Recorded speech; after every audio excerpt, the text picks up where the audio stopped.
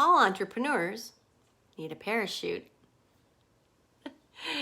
It doesn't matter how much you prepare. There are going to be unforeseen obstacles. That's just the nature of doing something new, which is what entrepreneurship is all about. But it's worth it. What do you need to have in place before you actually launch your business?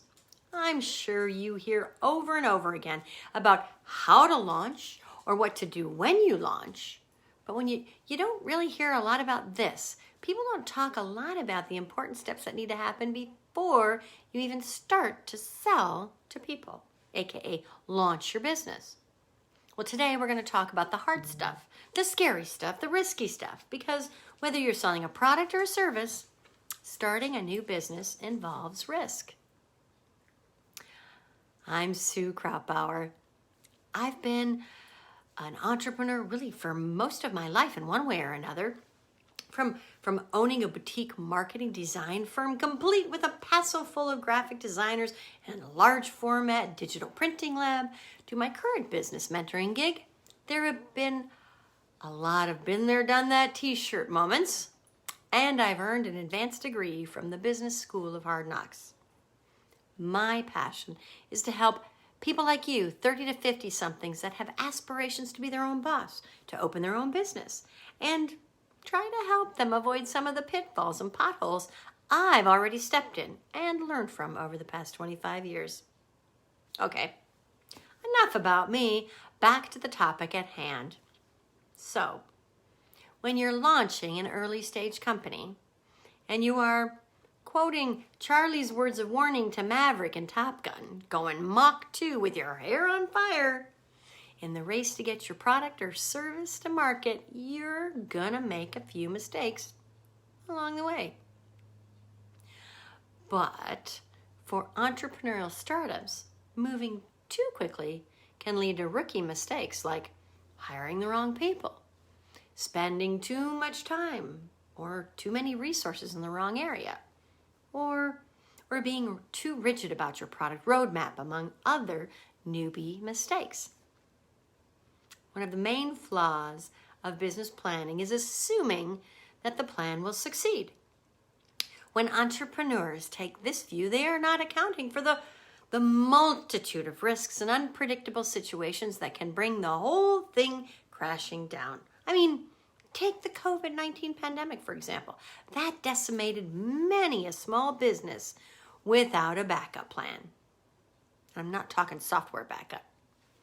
All entrepreneurs need a parachute. Looking back, I've relied on safety nets at every stage of my career with what many people have heard me call always have a plan B. I think not having the right safety net is what stops a lot of people from pursuing their entrepreneurial ambitions because they get frozen in the fear of what ifs that continually are racing through their head like a big circle. That said, planning for failure doesn't mean you're planning to fail. The end goal is always success. But that being said, the road to success is riddled with failed concepts and ideas. Preparing for and mitigating those setbacks is what increases the likelihood of your success. You need a safety net to prevent you from an unnecessarily rough landing with that parachute. Now hold on, don't go running out of the door screaming, "Run, Forrest, run!" Let's cue the scene from the Forrest Gump movie. Before you start pulling out your hair, not sleeping at night, create a safety net. Build your parachute and then strap it on your back, even if you probably won't need it. Here's what I suggest. Your first step is to ask the right questions and get a good feel for the viability of your business before you start. Problem for many folks is they're so embedded in the doing and the dreaming process of starting their business that they don't actually know what the right questions are to figure out whether or not their biz has a high chance of success or needs more behind the scenes work to be ready for prime time, for launch. Well, I've got a solution for that. With input from clients, subject matter experts, and And my own lessons learned over 25 years, I've built out a viability assessment. It contains 36 razor-sharp questions to help you identify those pitfalls and potholes we hit on earlier as part of my Assess Your Biz workshop for entrepreneurs. Now, I plan to limit space to help keep the workshop more intimate. I don't know about you, but learning in a group of hundreds and hundreds can be super challenging, not only for the presenter, but for the people who are trying to learn. So jump on my waitlist below using the link and be first to hear when the registration opens in just a week or two. Last, as entrepreneurs, and a real and very normal human, please realize you will always doubt yourself a little bit, and it will always be rough, always. There are the only constants. With the right tools, safety nets, planning, and parachute, you can become an entrepreneur without putting your future and the future of your family at risk. We'll see you next week.